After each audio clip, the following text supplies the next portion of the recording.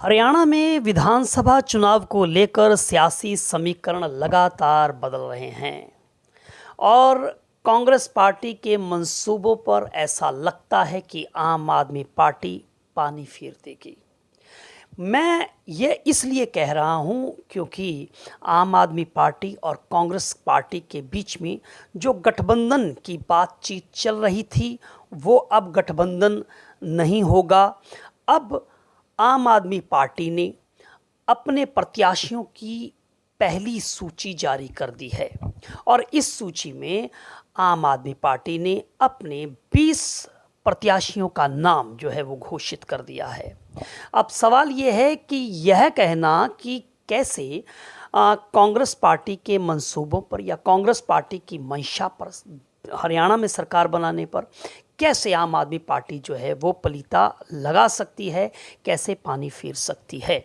और वहीं भारतीय जनता पार्टी जो 2 बार सूबे में सरकार बना चुकी है और तीसरी बार हैट्रिक लगाने की कवायद में जो है वो पूरी ताकत झोंक रही है, लेकिन मौजूदा जो परिस्थितियां हैं उसके मुताबिक वो भारतीय जनता पार्टी के अनुकूल नहीं है। जो ग्राउंड रिपोर्ट्स बता रही हैं वो कहीं ना कहीं भारतीय जनता पार्टी के लिए रिपोर्ट अच्छी नहीं है। वहीं कांग्रेस पार्टी एक मजबूत जो है वो चुनौती बनकर, एक मजबूत विकल्प बनकर जो है वो सूबे के अंदर उभरी है। वहीं लोकसभा चुनाव के अंदर जिस तरह के नतीजे जो है वो कांग्रेस पार्टी को प्राप्त हुए हैं, मिले हैं, उससे कांग्रेस पार्टी का कॉन्फिडेंस जो है, उसका आत्मविश्वास जो है वो काफ़ी जो है वो बड़ा है। वहीं इसी बीच आम आदमी पार्टी के साथ में गठबंधन की बात पिछले कई दिनों से चल रही थी। अभी रविवार को जो है वो कांग्रेस पार्टी के जो हरियाणा के प्रभारी हैं दीपक बाबरिया और आम आदमी पार्टी के सांसद राघव चड्ढा के बीच में बातचीत भी हुई थी और जैसा कि दीपक बाबरिया ने कहा भी था कि अगले 2 दिन तक जो है वो गठबंधन जो है वो तय हो जाएगा। लेकिन आज ये गठबंधन की जो तमाम अटकलें थी, ये तमाम कयास थे, इस पर जो है वो पानी फिर गया। आम आदमी पार्टी ने जो है अपने 20 प्रत्याशियों की सूची जारी कर दी। हरियाणा प्रदेश अध्यक्ष, आम आदमी पार्टी के हरियाणा प्रदेश अध्यक्ष सुशील कुमार गुप्ता ने कहा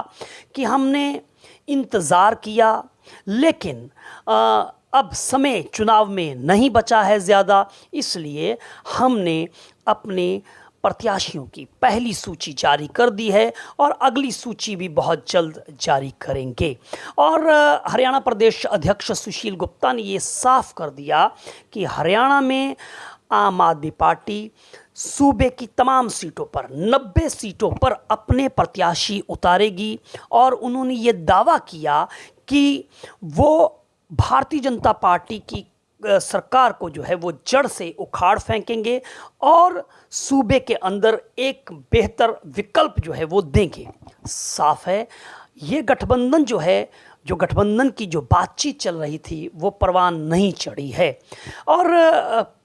इससे पहले आम आदमी पार्टी के तमाम नेता जो हैं वो एक प्रेशर टैक्टिक्स जो है वो बना रहे थे, एक दबाव की राजनीति जो है वो कांग्रेस पार्टी पर बनाने की उनकी कोशिश थी। दरअसल अगर सूत्रों की माने ये बात निकल कर आ रही है तो आम आदमी पार्टी चाहती थी कि उसको डबल डिजिट में जो है वो जो उनके जो प्रत्याशियों को जो है वो सीटें जो हैं वो दी जाएं। उनको सीटें आम आदमी पार्टी मांग रही थी, 10 सीटों की बात चल रही थी, लेकिन कांग्रेस पार्टी आम आदमी पार्टी को इन हरियाणा राज्य विधानसभा चुनाव में मात्र 3 सीटें देना चाहती थी और बात जो है वो परवान नहीं चढ़ी और आखिरकार आम आदमी पार्टी ने अपनी पहली सूची जारी कर दी है। और इस खबर से जो है वो भारतीय जनता पार्टी ने राहत की सांस ली है, क्योंकि भारतीय जनता पार्टी जान रही है, उसको आभास इस बात का है कि सूबे में उनकी स्थिति अच्छी नहीं है और अगर आम आदमी पार्टी वोट कटुआ के तौर पर जो है वो सूबे में कांग्रेस पार्टी के सामने लड़ती है तो उसका सीधा सीधा फ़ायदा जो है वो भारतीय जनता पार्टी को मिलेगा। और आपने देखा भी है पिछले एक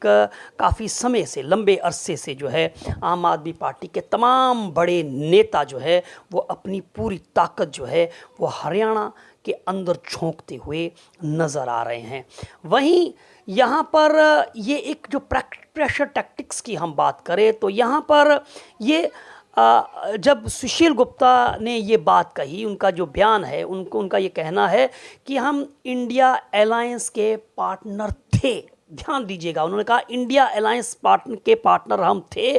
और रहेंगे राष्ट्रीय स्तर पर, यानी कि थे और रहेंगे, यानी कि नेशनल लेवल पर वो पार्टनर थे, लोकसभा तक की थे। और अब राज्य स्तर तक की हम बात करें तो हरियाणा में गठबंधन हो नहीं रहा और आगे चलकर जो है वो दिल्ली विधानसभा के चुनाव भी हैं, तो वहाँ पर भी एक तरह से जो स्थिति अब इस मौजूदा समय में आम आदमी पार्टी की हरियाणा में है, वही स्थिति दिल्ली में कांग्रेस पार्टी की है। कांग्रेस पार्टी का एक भी विधायक दिल्ली में नहीं है। ऐसी स्थिति के अंदर जो है आज मौजूदा स्थिति जो है वो कांग्रेस की दिल्ली में वही है और यही स्थिति जो है वो हरियाणा में आम आदमी पार्टी की है। तो यहाँ पर कहीं ना कहीं गठबंधन न सिर्फ हरियाणा को लेकर होना था, गठबंधन की जो कवायद या तस्वीर की बात करें तो वो आगे तक जाके टिकती है। और वहीं जो हरियाणा का जो लोकल यूनिट है, जो वहाँ की जो प्रदेश इकाई है, वह भी नहीं चाहती है कि हरियाणा के अंदर आम आदमी पार्टी को जो है वो जगह दी जाए, क्योंकि अगर आम आदमी पार्टी को एक बार जगह दी गई, 10 सीटें जैसे मांग रही है और उसमें 4-5 सीटें भी आम आदमी पार्टी लेकर आती है, तो जाहिर है कि वो हरियाणा के अंदर जो सरकार बनेगी उसमें उसका हिस्सा होगा और वो एक तरह से एक बड़ी ताकत जो है वो कांग्रेस पार्टी को इसका नुकसान भी हो सकता है और आम आदमी पार्टी को जो है वो एक बड़ी ताकत जो है वहाँ पर मिल सकती है, क्योंकि वहाँ पर वो अपनी उपस्थिति दर्ज करवा सकती है। एक तरफ उनकी पंजाब में सरकार है, दूसरी तरफ उनकी दिल्ली में सरकार है और बीच में बचता है हरियाणा। और हरियाणा में अगर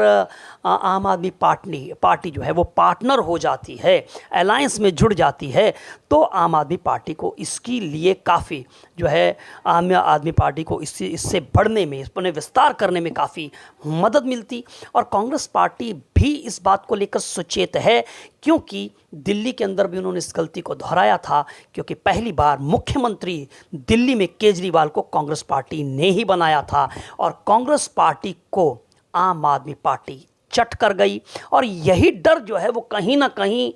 फौरी तौर पर हरियाणा में बेशक आम आदमी पार्टी मदद कर दे कांग्रेस को, लेकिन भविष्य की बात करें तो वहाँ पर कांग्रेस पार्टी या वहाँ की जो लोकल इकाई है, जो राज्य इकाई है, उसको ये डर है कि आम आदमी पार्टी को वहाँ पर जिंदा करना जो है वो कांग्रेस के लिए खतरे से खाली नहीं है। और जो इस समय जो वहाँ पर जो ज़मीनी हालात हैं वो भी ये बता रहे हैं कि वहाँ पर सरकार को लेकर, भारतीय जनता पार्टी की सरकार को लेकर काफ़ी एंटी इनकम्बेंसी है और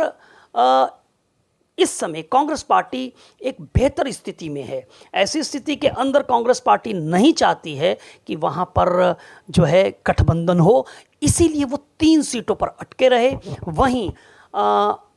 आम आदमी पार्टी जो है वो 10 सीटें मांग रही थी। तो अब एक तरफ जो है वो भारतीय जनता पार्टी ने काफ़ी राहत की सांस ली है, लेकिन अब उसको एक डर सता रहा है, क्योंकि जिस तरह से भारतीय जनता पार्टी ने अपनी पहली सूची जारी की 67 प्रत्याशियों की, और उसके बाद जिस तरह से हमने देखा है कि भारतीय जनता पार्टी के अंदर बगावत के सुर जो है वो सुनाई दिए, उससे शीर्ष नेतृत्व के भी जो है वो कान खड़े हो गए। और यही वजह है कि कहीं ना कहीं भारतीय जनता पार्टी को भी अंदर खाते ये डर सता रहा है। और यही वजह है कि अब जो बचे खुचे 23 प्रत्याशियों की सूची है वो उस पर जो है वो कदम फूंक फूंक कर जो है वो रखती हुई नज़र आ रही है। उसको डर है कि जिस तरह से जिस तरह से भारतीय जनता पार्टी पहले से ही बगावत झेल रही है, अब 23 सीटों के जब वो डिक्लेयर करती है, घोषणा करती है, तो उसको फिर से विरोध का सामना करना पड़ सकता है। फिलहाल भारतीय जनता पार्टी ने जैसे पहली सूची जारी कर दी और विरोधियों के सामने, बागियों के सामने झुकने से जो है शीर्ष नेतृत्व ने जो है वो साफ इनकार कर दिया है। इससे एक स्टैंड उन्होंने लिया है, बागियों को यह संदेश दिया है कि भाजपा झुकेगी नहीं। लेकिन उसका नुकसान जो है वो कहीं ना कहीं, उसका जो डैमेज कंट्रोल करने की कोशिश जो है वो दूसरी सूची में भारतीय जनता पार्टी ज़रूर करती हुई नज़र आ रही है। वहीं अब ये जो अलायंस है, ये गठबंधन है, ये जो परवान नहीं चढ़ रहा, इससे भी कहीं ना कहीं भारतीय जनता पार्टी की अब उम्मीदें बड़ी हैं कि ये कटुआ पार्टी के तौर पर, वोट कटुआ के तौर पर आम आदमी पार्टी जो है वो बढ़े और उसका सीधा सीधा लाभ जो है भाजपा को मिले। लेकिन अब सवाल ये है, क्या आम आदमी पार्टी इस कदर तमाम सीटों पर मजबूत हुई है कि वो कांग्रेस पार्टी के सामने वोट कटुआ बनकर कांग्रेस पार्टी को नुकसान कर भाजपा को उसका फ़ायदा पहुंचा सकती है? यह देखने वाली बात होगी। और कांग्रेस पार्टी की जो अपनी एक इंटरनल रिपोर्ट है, उनको वो तभी उन्होंने दरकिनार कर दिया है आम आदमी पार्टी के साथ में गठबंधन को, क्योंकि उन्हें विश्वास है कि वो अपने बलबूते पर ही जो है वो सूबे में सरकार बना सकते हैं। आपने आम आदमी पार्टी के नेताओं के बयान सुने होंगे, जिसमें तमाम आम आदमी पार्टी के नेता जिस तरह से छाती ठोक कर कह रहे हैं कि कोई हमें अंडर एस्टिमेट ना करे, कोई हमें कम करके ना आंके, अगर कोई कम करके हमें आंकेगा तो उसको नुकसान झेलना पड़ेगा। तो ये आम आदमी पार्टी ने एक प्रेशर टैक्टिक्स जो है वो ज़रूर अपनाया और पहली सूची जारी कर उन्होंने ये एक प्रेशर टैक्टिक्स का ही काम किया है। एक दबाव की रणनीति के तहत कांग्रेस पार्टी पर दबाव बनाने की कोशिश की है। लेकिन कांग्रेस पार्टी क्या इसके सामने झुकती है और दूसरी सीटों पर क्या कोई आगे अलायंस की जो है वो घोषणा हो सकती है, ये देखने वाली बात होगी। और वैसे भी ये सीट तो डिक्लेयर हो गई, अभी वक्त कुछ पड़ा है, अब उसमें देखना होगा कि हो सकता है कि अगर ये गठबंधन हो जाता है तो फिर आम आदमी पार्टी अपने कैंडिडेट्स को जो है वो बिठा भी सकती है। ये तो राजनीति के अंदर कुछ भी हो सकता है। राजनीति जो है वो एक ऐसा खेल है जिसमें कुछ भी जो है कयास लगाए जा सकते हैं, लेकिन निश्चित रूप से कुछ भी नहीं कहा जा सकता है। देखना होगा कि ये गठबंधन होता है या नहीं गठबंधन होता है। फिलहाल तो गठबंधन होता हुआ दिखाई नहीं दे रहा है, लेकिन आने वाले 1-2 दिन के अंदर क्या होता है इस पर निगाह जो है वो सबकी टकटकी लगाए हुए देख रही है। आप इस पर अपनी क्या राय रखते हैं वह आप हमें कमेंट करके ज़रूर बताएं। अगर वीडियो आपको पसंद आया हो तो जो है निशान जो है वो थम निशान जो है थम का जो है वो उसे दबाएं, हमारे इस पर कमेंट करें, हमारे वीडियो को शेयर करें और हमारे चैनल को सब्सक्राइब करना ना भूलें। धन्यवाद।